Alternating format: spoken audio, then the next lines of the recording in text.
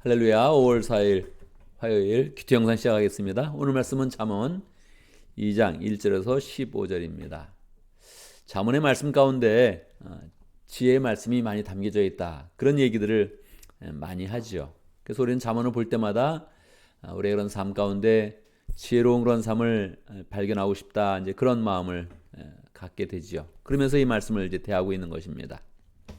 말씀을 본격적으로 보기 전에 미리 한번 생각해 봅니다. 나는 지혜로운 사람인가 한번 생각해 봅니다. 난 정말 지혜로운 사람이지? 이렇게 생각을 했다면 오늘 말씀을 더 들을 필요가 없습니다. 덮고서 지혜로운 그런 삶을 계속 살면 되겠지요. 또 한번 생각해 봅니다. 나는 지혜롭고 싶나? 난 지혜가 좀 부족하다. 그래서 나는 지혜롭고 싶나? 이런 생각을 한번 해보는 겁니다. 사람들은 다 지혜롭고 싶죠. 세상 사람들도 더 지혜로운 그런 길이 있다면 그 길로 나아갈 것입니다. 그러면 마음 가운데 나는 얼마나 지혜롭고 싶나? 난 정말 지혜롭고 싶은 마음이 얼만큼 있는가? 그 간절함이 얼만큼 있는가? 한번 생각을 해보는 겁니다. 마지막으로는 정말 내가 지혜를 얻게 된다면 그 결과는 어떻게 될까?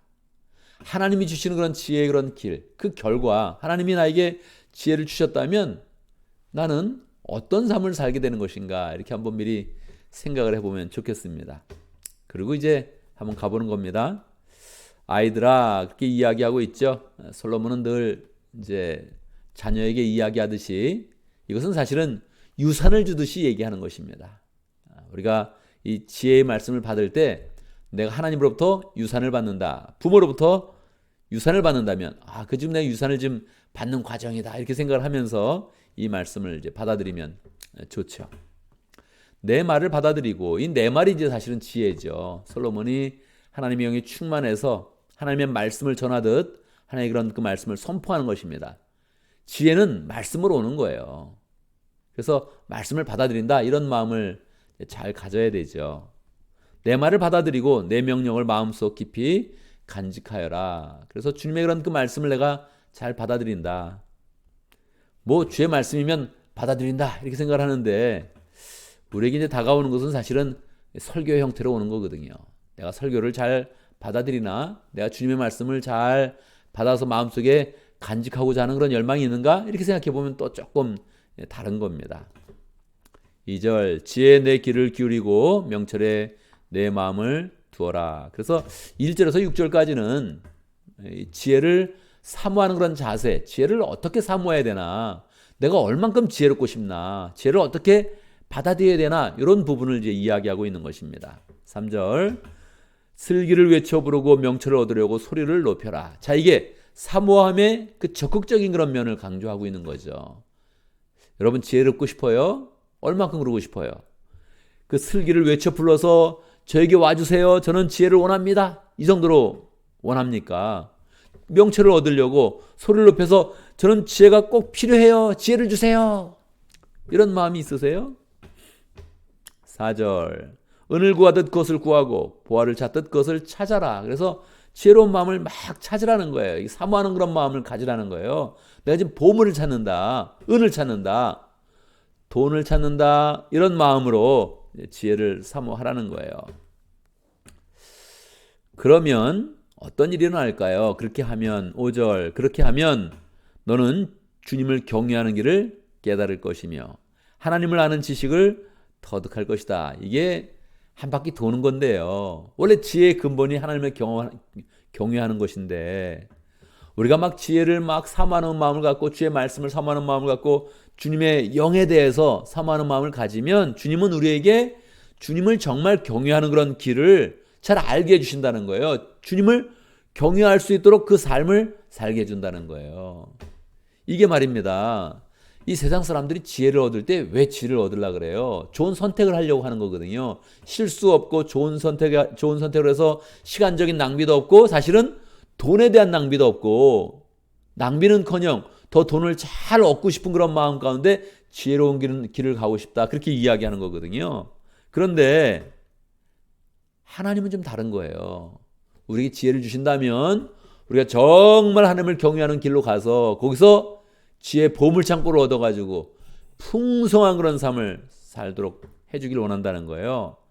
하나님을 아는 그런 지식을 터득할 것이다. 지혜로우면, 지혜를 사모하면 하나님을 경외하게 되고 하나님 아는 지식을 터득하게 될 것이다. 6절, 주님께서 지혜를 주시고 주님께서 친히 지식과 명철을 주시기 때문이다. 그래서 이 하나님의 그런 영을 사모하는 그런 그 결과가 이렇게 되는 거구나 하는 것들을 먼저 한번 이야기해 주지요.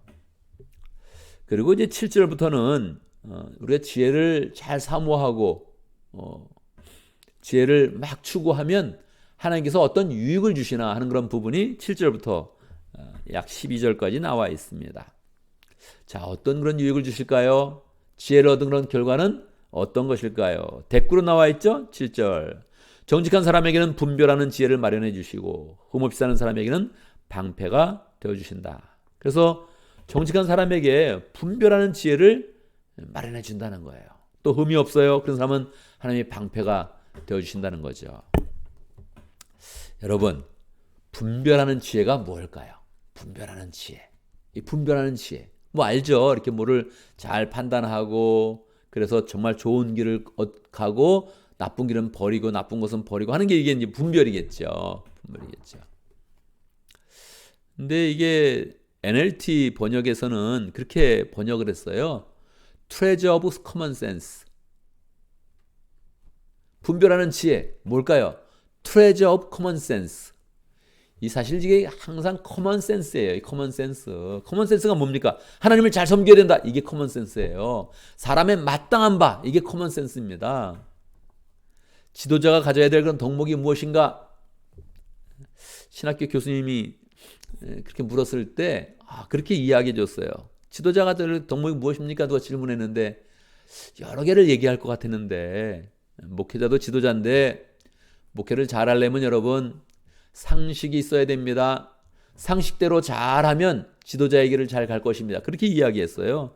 이 노 교수님이었기 때문에 이게 인생의 연륜이 묻어나는 그런 대답이었는데 전체도 좋은 그런 지침이 됐죠.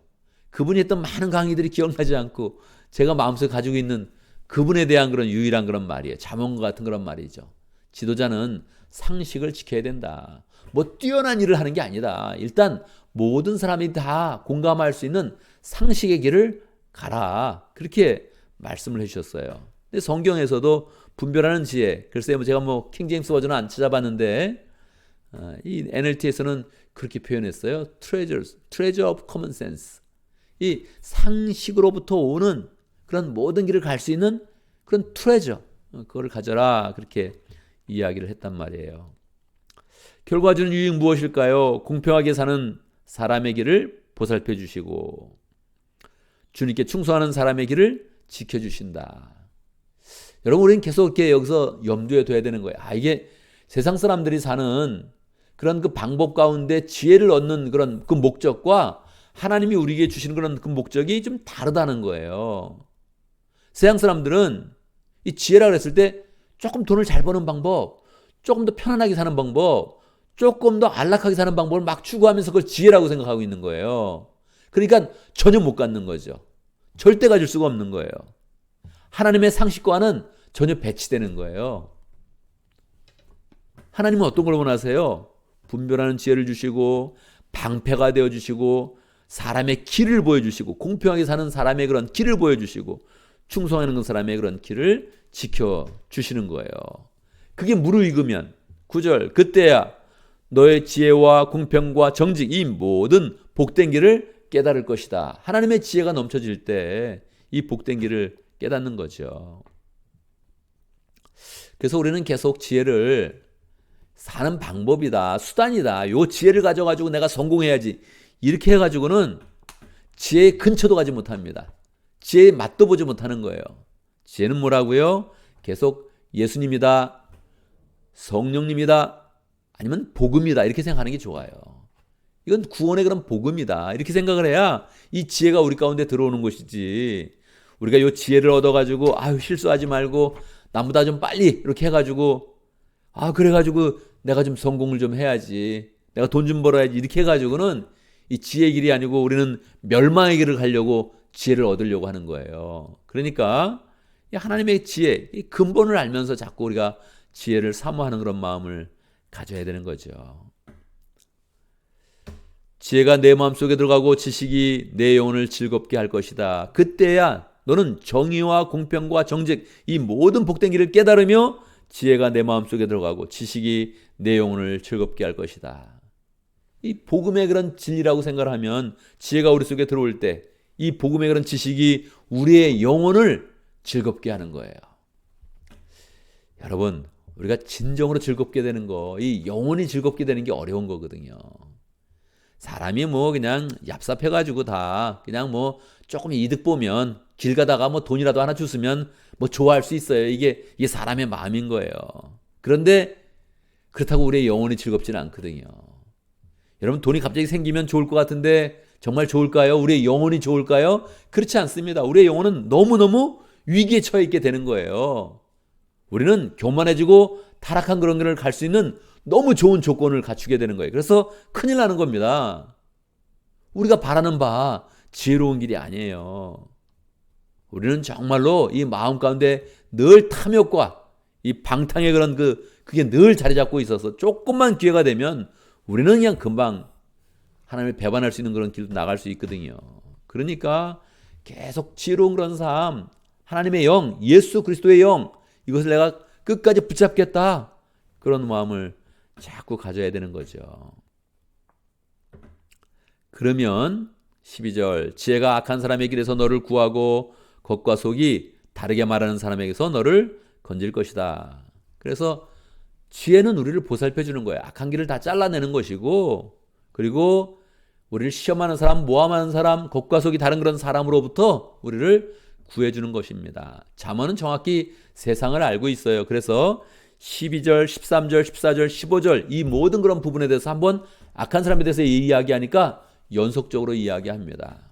연속적으로 그런 사람들은 나쁜 사람이다. 이런 거를 계속 이야기를 하고 있죠. 세상을 정확히 꿰뚫으면서 우리가 지혜를 가지고 하나님을 더 경외하는 길로 나가고 하나님의 은혜를 입고 공평하게 살고 충성하고 그런 가운데 정의와 공평과 정직과 이 모든 그런 복된 길을 잘 누려라. 그러면서 우리를 인도하시는 것입니다.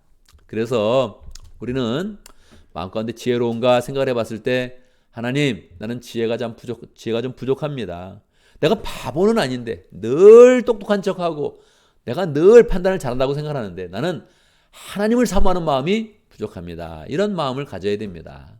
지혜롭고 싶나? 이렇게 물어봤을 때 하나님 지혜롭고 싶습니다. 나는 주의 말씀을 잘 받아들여서 무엇보다도 내 영혼이 하나님을 풍성히 알고 하나님을 아는 그런 지식이 풍성히 넘치고 그 가운데서 하나님이 원하시는 정직한 길과 공평한 그런 길을 담대하게 걸어가기를 원합니다. 이렇게 자꾸 소원을 해야 되죠. 그래서 결과가 이 세상 살면서 이득을 보겠다. 이 세상 살면서 조금 더 앞서 나가겠다.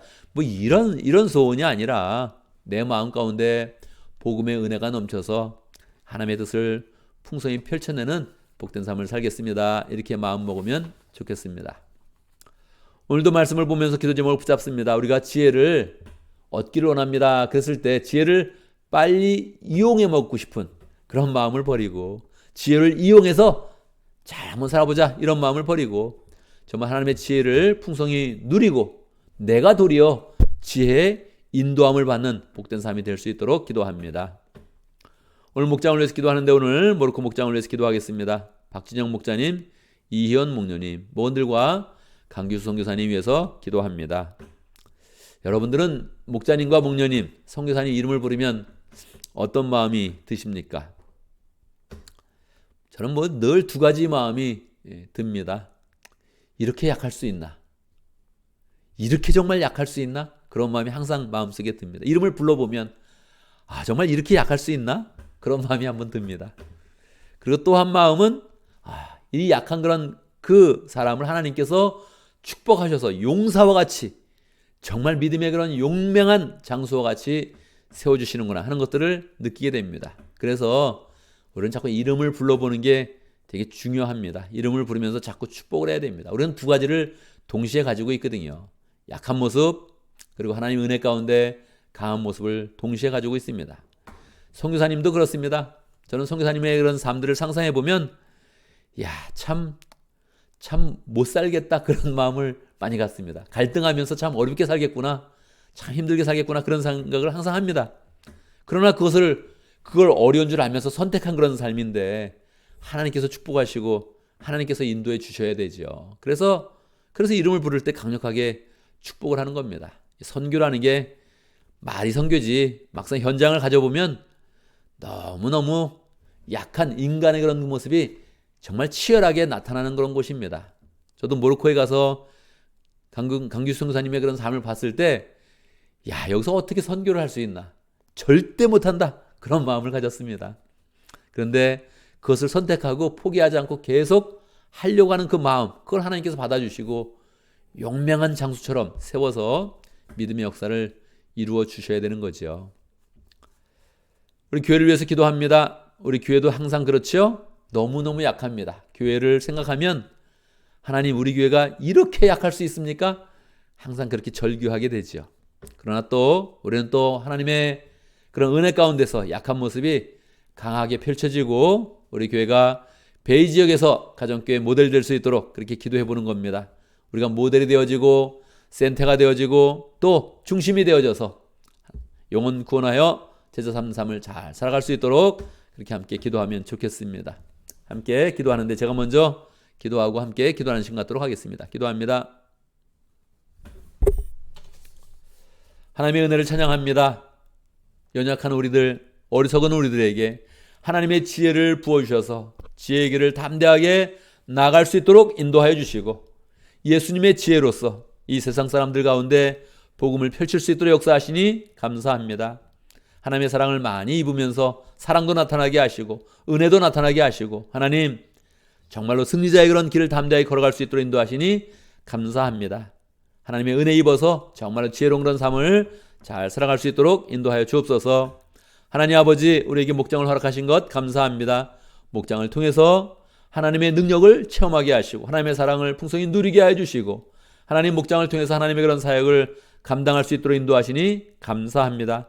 우리가 혼자 있을 때는 늘 넘어질 수 있지만 주님께서 목장을 세우셔서 믿음의 가족들을 주시고 동역자들을 주시고 함께 은혜 받는 그런 사람들을 만들어 주셔서 공태를 이루게 하셨으니 하나님, 목장을 통해서 늘 하나님께 영광 돌릴 수 있도록 역사하여 주시옵소서. 모로코 목장의 박진영 목자님, 이현 목녀님 축복하여 주시고 그리스도의 능력과 은혜가 늘 풍성히 나타날 수 있도록 역사하여 주시옵소서. 목원들도 축복하여 주시고 늘 목자로 모일 때마다 변화된 그런 삶이 나타날 수 있도록 역사하시고 복음을 귀히 여기며 하나님, 주의 은혜 가운데 온전히 서갈 수 있도록 역사하여 주시옵소서.